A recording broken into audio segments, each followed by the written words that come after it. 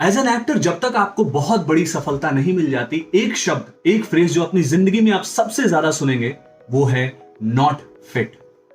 क्या मतलब है इस फ्रेज का? इस फ्रेज को सुनने के बाद प्रोफेशनली हम क्या कर सकते हैं और कैसे ये फ्रेज एक तरह से आपके लिए पॉजिटिव हो सकता है, बात करेंगे इस वीडियो में। चलिए शुरू करते हैं।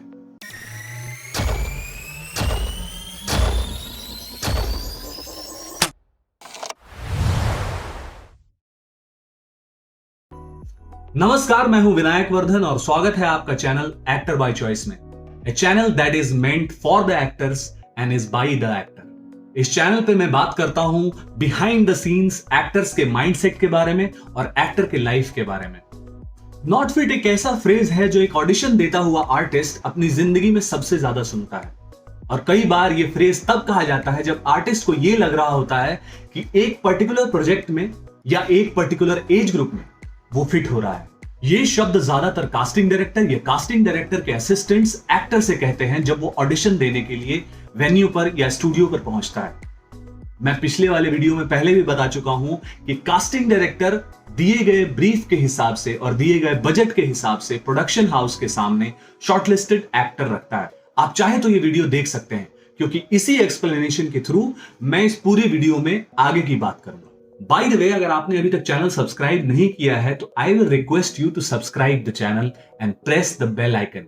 मेरे फेसबुक और इंस्टाग्राम के हैंडल्स के नाम ये हैं और आप चाहें तो डिस्क्रिप्शन में जाकर उन पेजेस को भी फॉलो कर सकते हैं। वहां पर भी नए नए अपडेट्स और पोस्ट लाता रहता हूं और आने वाले समय में लाइव आकर नॉर्मल लोगों की प्रॉब्लम सॉल्व करने की पूरी कोशिश रहेगी। नॉट फिट डिक्लेयर किए गए एक्टर को चाहे जितना भी दर्द हो, लेकिन हर एक्टर को यह बात ध्यान देनी पड़ती है कि फिल्म मेकिंग एक विजुअल मीडियम है, यानी कि विजुअल के थ्रू हम कहानी को आगे बढ़ाते हैं। विजुअल्स में लोकेशन के अलावा सिर्फ एक्टर ही होता है जो कैरेक्टर को अपनाकर स्टोरी की कहानी या किसी भी प्रोजेक्ट, एड या सीरियल या वेब सीरीज की कहानी आगे बढ़ाता है। जब भी मैंने कास्टिंग से रिलेटेड वीडियो बनाई है, एक बात मैंने बहुत जोर देकर कही है, लुक से मतलब सिर्फ आपका एज ग्रुप नहीं होता। लुक का मतलब यह भी होता है कि आपको देखकर, आपके चेहरे को देखकर कैसा फील आता है।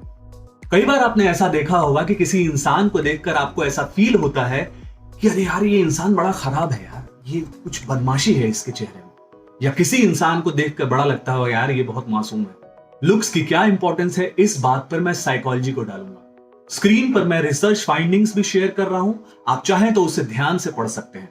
साइकोलॉजी के हिसाब से गुड लुकिंग लोगों की लाइफ, वो लोग जिनके लुक्स नॉर्मल लोगों से, एवरेज लोगों से ज्यादा ऊपर माने जाते हैं, उनकी जिंदगी नॉर्मल लोगों से काफी ज्यादा इजी होती है।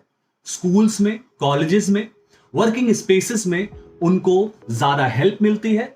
उनके कैरेक्टर को विदाउट इवन थिंकिंग कि क्या ये इंसान अंदर से कैसा होगा, हमेशा यह माना जाता है कि एक गुड लुकिंग इंसान अंदर से भी अच्छा ही होगा। ये मैं नहीं कह रहा, ये साइकोलॉजी पर रिसर्च कर रहे प्रोफेसर्स और डॉक्टर्स कह रहे हैं। बॉटम लाइन ये है कि अच्छे दिखने वाले लोगों को ऑडिशंस ज्यादा मिलते हैं, भले ही उनकी एक्टिंग बेसिक लेवल की हो। लेकिन ऐसे लोग जिनकी एक्टिंग बेहतरीन होती है, उनकी अहमियत, उनकी इंपॉर्टेंस उन जगहों पर ज्यादा होती है जहां पर फिल्म्स, स्टोरी टेलिंग एड्स या फिर वेब सीरीज की कास्टिंग हो रही होती है। और कई बार कास्टिंग डायरेक्टर से ज्यादा उसके पीछे प्रोडक्शन हाउस का प्रेशर रहता है कि भैया जो कोई भी एक्टर लाओ, कोशिश करो कि वो ग्लैमरस हो। तो इस सिचुएशन में नॉट फिट का पूरा दोष कास्टिंग डायरेक्टर को देना बिल्कुल गलत होगा। ये तो बात हो गई लुक के थ्रू नॉट फिट होने की, लेकिन ऐसे कई रैंडम रीजंस हैं, ऐसे रीजन जिनका लॉजिक से कोई लेना देना नहीं है। उन रैंडम रीजंस में से कुछ 3-4 रीजंस की लिस्ट में यहां सामने डाल रहा हूं, आप देखकर खुद ही समझिए कि कितने इलॉजिकल हो सकते हैं। नेक्स्ट सवाल, नॉट फिट हो गए, अब क्या कर सकते हैं? मैं जो ये बात कहने जा रहा हूं, ये जनरली एड्स के लिए लागू होती है। अगर आपके बियर्ड से या आपके हेयर स्टाइल से या आपके ड्रेस के फॉर्मल या कैजुअल होने से आपका लुक बहुत बदल जाता है, तो एक बार आप एड के ऑडिशन ले रहे कास्टिंग डायरेक्टर से पूछ सकते हैं कि क्या आप ये चेंज करके आ सकते हैं या नहीं। लेकिन अगर कास्टिंग डायरेक्टर इंसिस्ट कर रहा है कि भाई आप चाहे दाढ़ी हटा लो या फिर आप फॉर्मल से कैजुअल हो जाओ, आपका लुक नहीं जा रहा है, तो प्लीज आपसे हाथ जोड़कर विनती है कि इंसिस्ट मत करें। वो कास्टिंग डायरेक्टर दिन के 20 से 50 ऑडिशन ले रहा है, 100 से ज्यादा ईमेल्स देखकर उसने ऑडिशन के लिए लोगों को शॉर्टलिस्ट किया है। ऐसे में उसका दिन ऑलरेडी बहुत हेक्टिक है। उससे बहस करके अगर आप उसका मूड खराब करते हैं तो ऐसे भी आगे जाकर उसके सामने आप प्रोफेशनल नहीं रह जाएंगे, और ऐसा हो सकता है कि आप अपने फ्यूचर प्रोफेशनल प्रोस्पेक्ट्स थोड़े खराब करें। एंड आई एम श्योर कि आप ये नहीं चाहते हैं, तो प्लीज किसी कास्टिंग डायरेक्टर को ऑडिशन लेने के लिए इंसिस्ट मत करें। अब उस सिचुएशन की ओर आते हैं जहां एक्टर को स्ट्रांगली फील हो रहा है कि इस प्रोजेक्ट में उसका लुक जाना चाहिए, इस प्रोजेक्ट में वो फिट हो रहा है, लेकिन उस प्रोजेक्ट में कास्टिंग डायरेक्टर उसको कहता है कि नॉट फिट भाई साहब।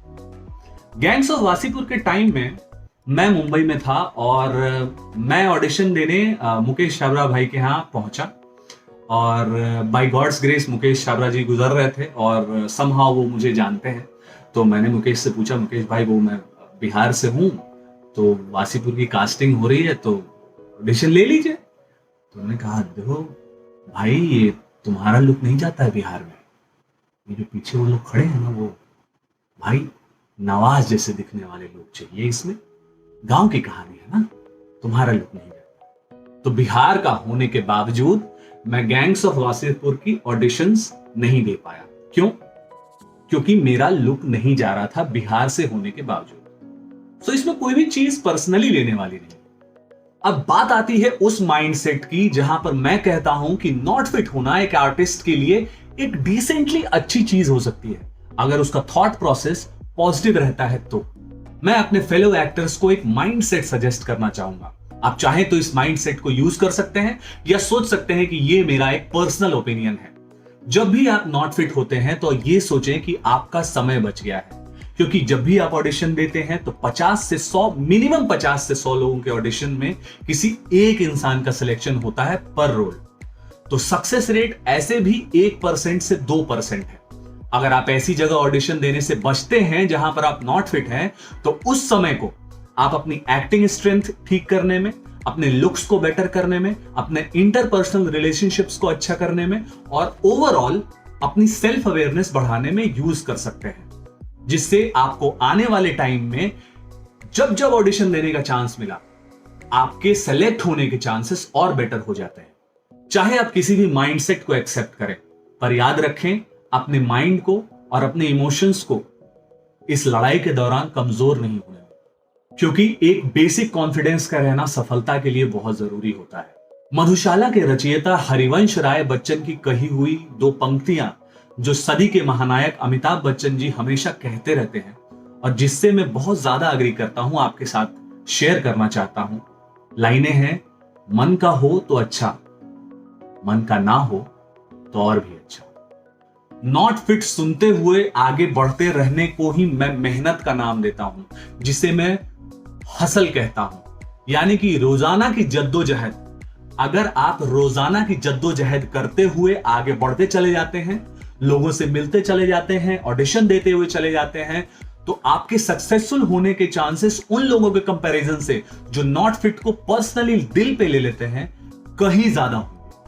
अगर आपको मेरी बातें लॉजिकल लगी है तो मैं आपसे रिक्वेस्ट करूंगा कि प्लीज एक बार सब्सक्राइब का बटन दबा दें, घंटे का बटन दबा दें, क्योंकि बातों को रिसर्च करने के लिए मुझे कई लोगों से बात करनी पड़ती है और अपने एक्सपीरियंस को भी बहुत ही क्रिस्प तरीके से समझाने की कोशिश करनी पड़ती है। I hope you will appreciate the hard work. तो फ्रेंड्स, ये था आज का वीडियो नॉट फिट के बारे में।